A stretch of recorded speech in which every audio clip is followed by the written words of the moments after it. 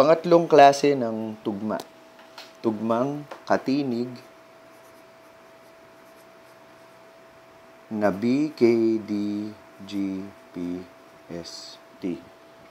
Ito, baka hindi ito ganun kadaling tanggapin sa simula, pero magkakatugma ang salitang hubad, salat, paglingap,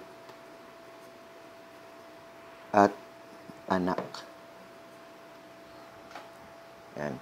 Magkatugma yan kasi A, lahat A, at BKDGPST ang mga ito. Magkakatugma din ang salitang isip, pag-ibig, titik, at dibdib. Dahil lahat sila ay at BKDGPST. Ganon din ang mga salitang loob, pasok,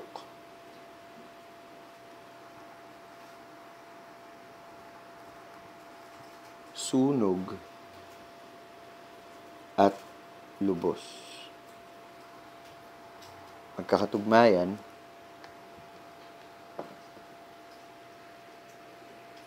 Ibang ilaw mas maganda. Yan. Dahil lahat O at BKDGPST.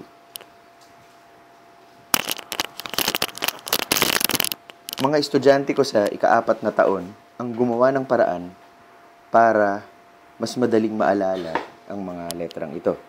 Sabi nila, baka, daga, pusit. BKDGPST. Baka, daga, pusit. Ika-4 at huling uri ng tugma ay ang tugmang katinig na LMNNGRWY. Para mas madaling tandaan, laman ng waray. Pinagbaliktad lang to. Laman ng waray. Halimbawa, mga salitang kapangyarihan. Ang kanina. Pangyarihan, nasasaklaw, ninuman, at lamang. Magkakatugma kasi A at laman ng waray ang mga dulo.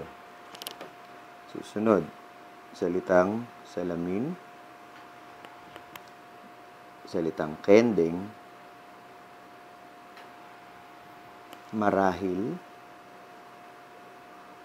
at tikim. EI, yung ating patinig o vowel, at laman ng waray, yung mga dulo. Ganon din ang salitang balon, bagoong, baul, at likom. O U, na iisang patinig din, iisang vowel lang yun, at saka laman ng waray sa pinakadulo. Pansinin na magkatugma ang mananalamin at pakending-kending, salamin at kending, kahit I at E, dahil nga iisang patinig lang yun, at ganon din ang bagoong at baul, kasi ang O at U ay iisang patinig lang. Kung naalala mo pa yung baybayin o alibata, iisang patinig lang talaga ang IE at ang OU. Para lagumin ang lahat, kung